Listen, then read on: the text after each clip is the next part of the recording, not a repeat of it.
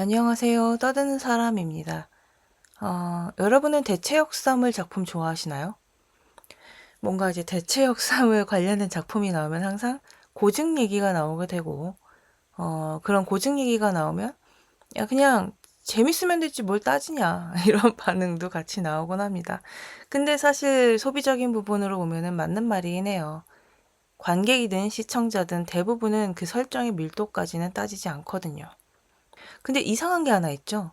어떤 작품은 설정이 정말 화려하고 때깔도 참 좋아. 그런데 잘 봐지지가 않아요. 근데 또 어떤 작품은 이게 뭐냐? 이렇게 처음에는 첫인상은 그런데 한 회, 두 회 보다 보면 이거 나름 볼만한데? 막 이렇게 쭉 보게 된단 말이에요. 이 차이는 과연 어디에서 오는 걸까요? 그래서 떠드는 사람 284화는 대체 역사물이라는 장르가 뭔지, 도대체 뭘 요구하는 장르인지에 대해서 떠들어 보도록 할게요. 최근에 21세기 대군 부인이라는 드라마가 시작하면서 또 한 번 대체 역사물에 대한 이런저런 이야기들이 나오고 있습니다. 근데 뭐 여러 이야기들도 다 공감이 가지만 일본 황실 설정을 레퍼런스한 것 같다는 부분은 저도 좀 공감을 하고 있어요. 약간 이제 이 드라마가 좀 세계관이 겉만 핥다 보니까 이제 그런 레퍼런스들이 너무 많이 충돌하고 있는 것 같은데 도대체 대체 역사물이 뭐길래 이러는 걸까요? 대체 역사물은 말 그대로 우리가 아는 기존의 역사 대신에 새로운 역사가 더 씌워진 그런 장르를 얘기합니다. 근데 이게 단순히 역사 배경에 판타지를 얻는 그런 장르만은 아니에요. 그러니까 궁궐이 나오고 왕이 있고 대한제국이 아직 남아있고 현대 서울에 황실이 존재한다고 해서 대체 역사물이라고 이야기할 수는 없다는 얘기입니다. 그럼 핵심이 뭐냐? 바로 분기점인데 실제 역사에서 하나의 사건을 바꾸게 되면 그 부분이 바로 분기점이 돼요. 우리가 뭐 시간 여행을 하거나 뭐 이런 평행세계나 이런 류의 작품들을 볼 때 타임라인이 쭉 가다가 어느 특정 지점에서 다른 선택을 하게 되면 쫙 갈라지잖아요. 그게 바로 분기점입니다. 그래서 그때부터 갈라지는 또 다른 역사에 대한 그림을 전체적으로 설계를 해야 하는 거예요. 정치라던가 사회라던가 경제, 문화, 외교, 제도, 뭐 일반적인 생활 양식까지 전부 다 바꾸게 됩니다. 그래서 그 이후로는 이 세계가 어떻게 됐는지, 그래서 지금 어떻게 달라졌는지를 끝까지 밀고 가야 하는 책임이 부여되는 장르예요. 근데 이때 중요한 건 겉으로 보이는 그런 분위기가 아닙니다. 뭐 굉장히 영상미가 뭐 영상미 뛰어나면 좋지. 하지만 막 때깔 좋은 그런 고궁이나 아니면 복식 차림이나 뭐 요런 겉보기가 중요한 게 아니라 전체적인 인과관계가 가장 중요하다는 얘기예요. 이게 무슨 말이냐면 어떤 무게감 있는 사건이 있어요. 근데 이제 그 사건에서는 왕이 죽어야 했어. 근데 그 왕이 죽지 않았다던가 아니면 전쟁의 승패가 뒤집혔다던가 독립운동이 실패했다던가 뭐 이런 일련의 사건들이 바뀌게 되면 나비 효과처럼 그 뒤에 따라오는 많은 것들이 변화가 될 수밖에 없잖아요. 그래서 권력 구조도 바뀔 거고 법도 바뀔 거고 언어도 바뀔 거고 도시의 상징이나 사람들의 계급 감각에 대한 부분들도 다 달라질 거란 얘기예요. 뭐 물론 교육도 달라질 거고 산업구조도 달라질 거고 하다못해 지금의 군대 시스템까지도 영향을 받을 수밖에 없다는 얘기입니다. 이런 모든 연쇄 작용을 다 만들어내야 하는 장르가 바로 이 대체 역사물이에요.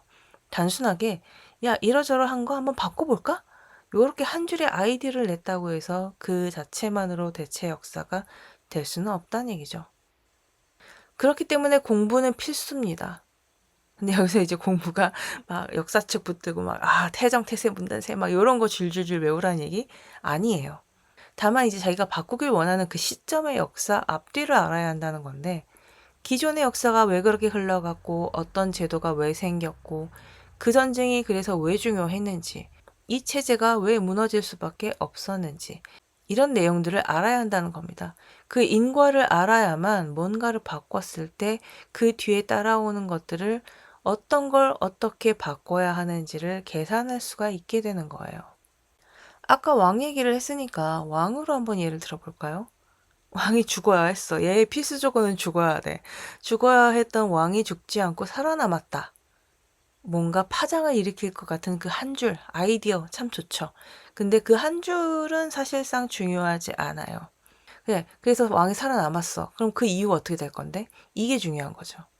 그가 죽지 않아서 이득을 보게 되는 건 누군지, 그가 죽지 않아서 누가 밀려나게 됐는지, 그래서 국가 체제가 왕권 강화로 갔는지, 아니면 입헌제로 갔는지, 한국이라는 나라를 둘러싸고 있는 외국들은 어떻게 지켜보고 있는지, 세금, 군대, 언론, 이 모든 것들은 또 어떻게 달라지게 되는지, 이런 모든 연쇄 작용을 다 계산해서 설정해야만 하는 세계관이라는 얘기입니다.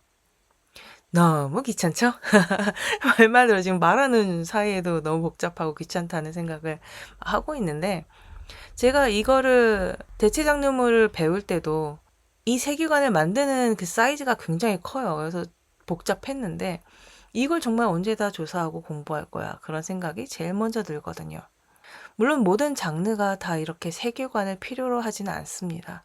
하지만 대체 역사물 같은 경우에는 세계관이 기본이자 중심이기 때문에 반드시 필요해요. 만약 이 과정을 건너뛰잖아요. 그러면 그냥 나는 큰 그림만 깔아두고 로맨스나 막장이나 정치극이나 보여주는 대체 역사 코스프레만 하는 그런 하나마나한 작품을 만들게 될 겁니다. 게다가 우리나라 국민들은 역사 교육을 꽤나 잘 받았잖아요. 무려 12년 동안 그 모든 역사들을 배우고 또 배우는데 심지어 정통 사극도 되게 많았어. 요즘이야 없는 거지. 정통 사극이 굉장히 대하 사극 막 이래가지고 막 몇백 편짜리 막 이렇게 엄청 쏟아지는데 그런 정통 사극을 좋아하는 분들도 많았습니다. 그러다 보니 이 대체 역사물은 비교적 그 구멍이 빠르게 발견되는 편이에요. 막 말로는 나는 드라마 볼 때 그런 거 안 따져 뭐 이렇게 얘기하지만 결국은 내 눈에 띄게 된다니까요. 왕정 국가인데 헌정 구조가 없습니다. 그리고 식민지가 계속됐다는데 언어와 교통과 상징의 차이가 없어요. 조선 왕조가 이어졌다는데 실제 정치 원리와 충돌하는 제도에 대한 설명이 아무것도 없습니다. 황제가 있는 현대 국가야. 근데 사회는 마치 민주주의 국가인 것처럼 돌아가는 거. 굉장히 거슬리실 거예요. 근데 그 와중에 황실 내부만 되게 근엄해. 전근대 사고방식이 여전히 남아있는 거 너무 이질적이지 않습니까? 이렇게 존재만 할 뿐이지 앞뒤가 서로 맞지 않아서 이 세계관은 존재는 하지만 돌아갈 수 없는 구조인 거예요. 계속 충돌을 하는 그런 것만 갖고 있으니까. 그러다 보면 묘한 이질감을 느낄 수밖에 없게 됩니다. 야, 너 너무 까탈스럽다. 이렇게 말씀하시는 분 지금 있으실 거예요. 나 다 알아. 근데 그만큼 이 장르가 어렵다는 이야기를 하고 있는 겁니다. 그러니까 보는 분들이야 뭐 어떻게든 보시겠죠. 근데 이제 만드는 사람의 입장에서 이 장르는 굉장히 어렵다. 그러니까 모든 드라마를 전부 논리로 분석하면서 볼 수는 없겠지만 논리가 중요한 장르에서 논리가 무너지게 되면 반드시 구멍이 생기고 이질감이 생길 수밖에 없어요.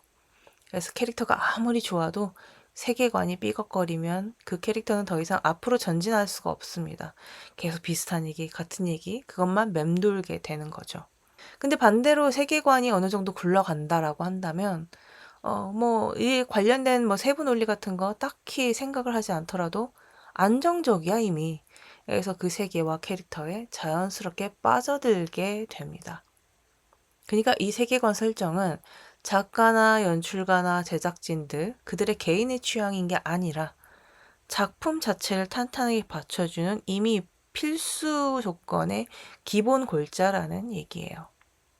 외국 영화 중에 For All Mankind라는 드라마가 있습니다. 애플 TV 드라마인데 이 작품은 소련이 먼저 달에 착륙했다는 분기점으로부터 시작을 해요. 재밌죠? 우주 좋아하시는 분들 이 드라마 추천드립니다. 그래서 단순히 소련이 먼저 도착했대. 소련이 먼저 달을 찜콩했대. 이런 게 아니라 여기서만 멈추는 게 아니라 소련이 달에 먼저 다녀온 것이 미국의 정책을 어떻게 흔들었는지 그리고 미국과 소련은 유구한 역사를 가진 우주 경쟁자들이잖아요. 근데 그게 어떻게 변화했는지, 그리고 기술 개발과 국가 우선순위가 어떻게 바뀌었는지, 심지어 하다못해 여성 우주 비행사 선발 제도가 어떻게 변화했는지까지도 굉장히 세밀하게 그리고 있는 작품이에요. 그리고 높은 성의 사나이라는 드라마가 있습니다. 저는 이걸 아마존에서 봤는데 아마 넷플릭스에도 있을 거예요. 그래서 이 드라마의 분기점은 연합국이 2차 세계대전에서 패배했다는 분기점에서 시작을 하는데, 어, 우리나라 대체 역사물에서 독립되지 않았을 그 가정을 흥미로워하는 것처럼 외국은 연합국이 2차 세계대전에서 패배했다는 가정을 좀 흥미로워하더라고요. 다들 이제 이게 엄청 큰 그런 건 거지. 이제 변주되는 지점인 거지. 그래서 어쨌든지 간에 단순히 나치가 이겼기 때문에 세상은 더 무서워졌겠지. 뭐 그냥 단순한 이런 예상에서 끝나지 않고 나치가 이긴 후에 세상이 어떤 국가 질서를 확립했는지, 그래서 문화나 사람들이 살아가는 방식이 어떻게 달라졌는지를 굉장히 탄탄하게 그려내고 있습니다. 소개해드린 이 두 작품은 대체 역사물의 정통적인 방식으로 만들어졌다고 말씀드릴 수 있고요. 그러니까 분기점을 만들고 그 분기점 이후를 지금까지 쭉 밀고 나아간다는 것에 공통점을 갖고 있는 작품들인데, 분기점 이후 역사 속 사실들이 어떻게 바뀌었는지, 이게 어떤 나비 효과를 일으켰는지를 굉장히 세밀하게 계산해서 시청자들에게, 관객들에게 보여주고 있다는 거죠. 근데 이에 반면 한국 대체 역사물은 그 형태가 다소 다릅니다. 한국에서는 대체 역사물이라고 부르는 것들은 보통 이제 가상의 정치 세계, 그 가상 국가를 배경으로 하는 그런 로맨스물이나 멜로물이 보통 많아요. 마치 이제 전문직 등장해 의사나 변호사나 뭐 이런 애들 등장하지만 그런 바닥의 이야기를 보여주는 것 같지만 결국은 연애질이나 해대는 그런 류의 이야기들이 많은 것처럼 이 대체 역사물조차도 이제 결국 다른 장르를 굴리기 위한 장치로만 소비하는 경우가 더 많은 거죠. 그래서 21세기 대한민국이 입헌 군주제라는 설정으로 나왔던 궁 같은 경우에는 드라마가 정말 대중적으로 크게 성공을 했어요. 그래서 그렇게 오랜 시간이 지난 지금까지도 한국 드라마에 왕실 로맨스만 나오면 마치 궁이 원작이라도 되는 것처럼 계속 소환하잖아요. 그래서 둘 놓고 막 비교하잖아요. 뭐 이래니 저래니, 뭐 궁은 여전히 뭐 이쁜이 어쩌니. 근데 이 드라마도 왕실이 왜 21세기까지 존속했는지, 어떤 역사적 경로를 거쳐서 지금의 국가가 되었는지 이런 부분은 깊게 설명하지 않습니다. 그래서 대체 역사물이긴 하지만 왕실 장치를 활용한 로맨스물에 가까워요. 근데 로맨스 판타지로서 보면은 굉장히 효과적으로 이 왕실 장치를 사용했단 말이에요. 그래서 여기서 왜 왕실 장치를 한국 드라마들이 좋아하는지 나오는데, 현대사회에서는 가장 격차가 클 신분 차이로 재벌과 평범한 경제 수준의 그런 신분 차이 정도로 두잖아요. 근데 왕실을 끌어오는 순간 그 어떤 것보다도 압도적인 신분 장벽이 합법적으로 만들어진단 말이에요. 재벌과의 신분 차이보다 왕실과의 신분 차이가 훨씬 더 그 장벽이 높으니까요. 근데 더 킹 영원의 군주 같은 경우에는 좀 더 야심찹니다. 무려 대한제국과 대한민국이 공존하는 그런 평행 세계를 그려놨어요. 대한제국 쪽에는 황제도 있고 총리가 의회를 이끌고 있습니다. 그래서 겉으로만 보면 이거 대체 역사인가? 이거는 대체 역사 냄새가 강하게 나요. 분기점도 제시하려 했고 그 결과도 보여주려고 했으니까요. 근데 결국은 이 영원의 군주도 회차가 거듭하면서 그 표면으로 보이는 그 화려함과 서사 내부의 논리가 충돌하기 시작을 합니다. 대한제국은 현대국가처럼 보여지는데도 불구하고 황실은 여전히 전 근대적이야. 아까 말씀드린 거랑 같은 설정이에요. 그래서 국가체제는 현대적이어야 하는데 이 상징성과 권력 구조가 굉장히 애매하게 충돌을 하게 됩니다. 그러다 보니 어느 순간부터는 세계가 멋대로 돌아가기 때문에 관객은 더 이상 그 세계관에 관심이 없어져요. 알아서 해. 모르겠어. 뭔 말을 하는지 모르겠어. 왜 앞뒤가 다르니까. 근데 요거랑 또 비슷한 게 더킹 투아츠가 있어요. 더킹 투아츠 같은 경우에는 남북 분단이 계속되고 있는 상황에서 대한민국이 입헌 군주제를 유지하고 있다. 엄청난 설정이잖아요. 이제 여기에 남한의 왕자와 야, 이판 군주니까 남한의 왕자가 있을 거 아니에요? 남한의 왕자와 북한의 특수부대 여군이 사랑하는 관계인 그런 로맨스 구조를 얹게 됩니다. 왕자와 재벌가 딸의 사랑보다 훨씬 더 정치적 긴장이 만들어지겠죠. 북한 특수부대인데. 그러니까 이 드라마는 굉장히 앙큼하게도 분단 국가라는 한국 사회의 가장 민감한 현실을 왕실 판타지랑 결합시킨 거예요. 물론 이 드라마도 이 뒤에 야기되는 부분까지는 계산하지 않았습니다. 그게 좀 아쉽긴 한데, 제가 생각하는 한국 드라마 중에 대체 역사물을 잘 이용한 케이스는 궁과 더킹 투아츠가 아닐까 그렇게 생각을 해봅니다. 그러니까 이 두 작품을 제가 꼽는 이유는 대체 역사물로서의 깊이는 비록 얕더라도 이렇게 무엇을 위해서 이 설정을 사용했느냐. 그래서 그걸 지지하기 위해 어떤 디테일을 얼마나 어떻게 만들어서 사용했느냐. 요게 이제 또 볼만한 건데, 그래서 이 두 작품은 정통 대체 역사물은 아니지만 세계관을 만드는 사례로, 어떤 특정 목적을 위해서 만들어낸 세계관 사례로는 좋은 사례라고 저는 생각해요. 그리고 발칙한 설정의 작품도 하나 있습니다. 바로 황후의 품격인데요. 익숙한 왕실 설정을 다 가져와요. 근데 이제 보통은 왕실은 낭만화하는 경향이 큽니다. 근데 이 황후의 품격 같은 경우에는 왕실을 거대한 부패 권력 구조로 밀어붙이더라고요. 부패 권력 구조니까 깨부셔야 되잖아요. 그래서 마지막에는 황실 해체까지 가게 됩니다.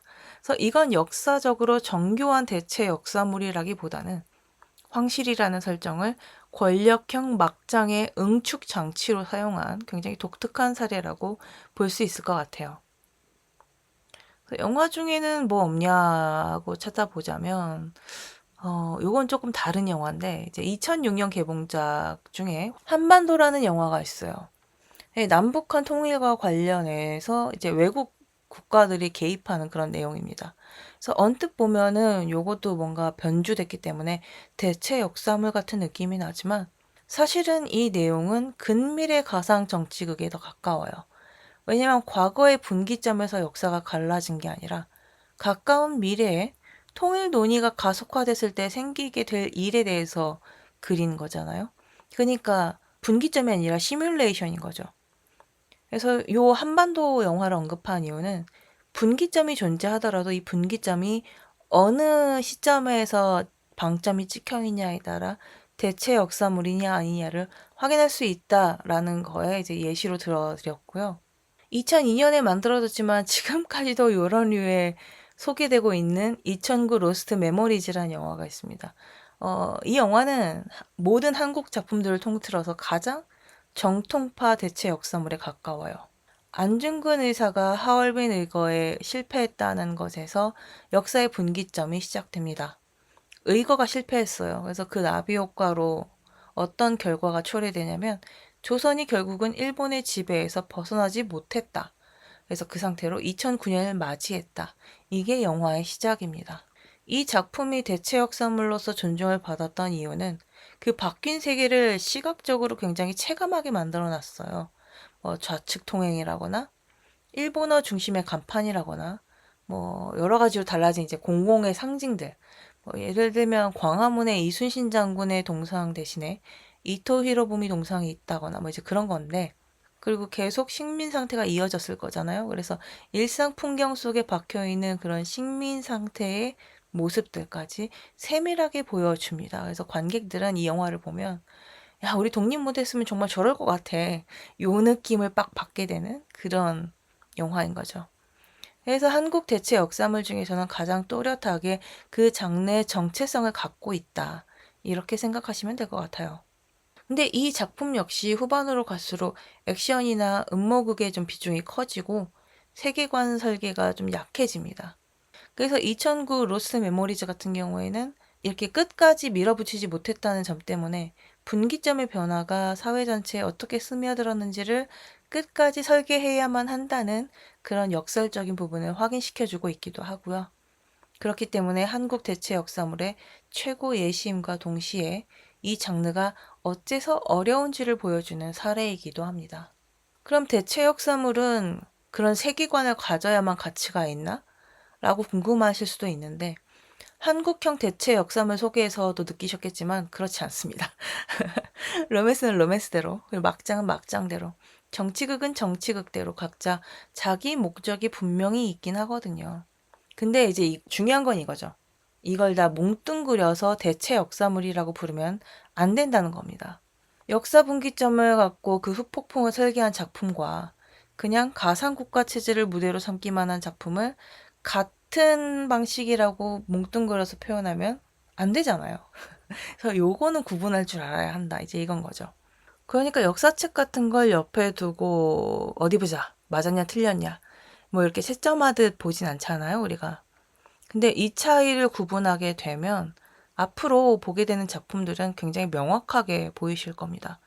어떤 작품이 장르적으로 강한지, 어떤 작품이 장치로서만 이걸 사용했는지, 인물은 움직이는 것 같긴 한데 이 세계가 정말 돌아가는 세계인지 아닌지 이런 것들을 판별할 수 있게 된다는 거예요.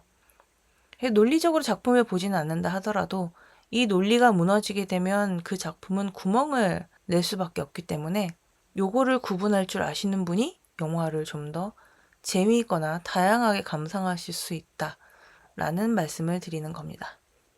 근데 재미있는 부분 하나 있어요. 이 대체 역사물이라는 장르를 요즘은 영상보다 웹소설이나 웹툰에서 더 활발하게 쓰고 있다는 건데요. 이제 영상 같은 경우에는 세계관을 먼저 만들고 그 위에 캐릭터를 올린다고 말씀을 드렸잖아요. 근데 웹소설이나 웹툰은 연재라는 그 특이성이 있기 때문에 주인공이 세계를 만들고 바꾸는 구조가 됩니다. 그러니까 주인공이 뭔가를 막 해. 뭔가 막 바꾸고 뭐 박살내. 그러면은 그 결과가 그 다음 회차에서 나오잖아요. 보통 이제 그 다음 회차에서 나오기 때문에 그걸로 또 다음 사건으로 이어지곤 합니다. 그러면 독자 같은 경우에는 그 세계관을 이해하고 받아들이기보다는 그저 그 회차에 맞게 흘러가는 그 변화 과정을 체험하기만 하면 되는 건 거예요. 그러니까 영상 같은 경우에는 세계관이 설득되지 않으면 바로 무너져 버립니다. 하지만 웹소설이나 웹툰은 주인공에 대한 믿음으로 계속 밀고 나갈 수가 있어요. 이쪽은 세계관보다는 계속 움직이는 캐릭터야. 왜냐면 여기는 연재해야 되니까 계속 뭔가 발생시킬 수밖에 없거든요. 장르를 굴리는 능력만 놓고 보면 오히려 대체 역사물은 웹소설이나 웹툰에 더 유리할 수도 있습니다. 근데 말씀드린 이런 영상과 웹툰, 웹소설의 차이가 있기 때문에 아마 웹소설이나 웹툰에서는 되게 때깔 좋게 봤던 작품인데 이게 영상화 됐을 때 뭔가 미묘하게 붕 뜨는 느낌을 느끼신 적이 있을 거예요. 바로 그 차이 때문에 그렇습니다. 이게 이제 영상화 하려면 세계관을 먼저 딱 만들어 놓고 깔아야 된다. 그 얘기인 거죠. 물론 웹소설이나 웹툰에 더 유리하다고 해서 대체 역사물의 기준이 웹에서는 달라지는 건 아니에요. 어디서 똑같습니다. 대체 역사물은 상상력의 장르가 아니라 그 상상력으로 인해 생기는 그 모든 연쇄 작용을 끝까지 책임지는 장르라는 얘기입니다. 그냥 단순하게 떠오른 아이디어 하나에 아무 말이나 아무 상상력이나 덧붙이고 포장하는 그런 게 아니라요. 대체 역사물도 역사입니다. 그럼 이렇게 떠드는 사람 283화 대체 역사물의 함정편을 마치도록 하겠습니다. 다음 284화에서는 어떤 이야기로 떠들지 기대해 주시고요. 영화나 드라마에 대해 하고 싶은 이야기, 듣고 싶은 이야기, 대신 봐줬으면 하는 작품들에 대해서는 이메일 sayloveyou sayloveu gmail.com이나 팟빵, 애플 팟캐스트, 스포티파이, 유튜브, 인스타에 떠드는 사람 채널에 남겨주세요. 그럼 284화에서 만날게요. 안녕!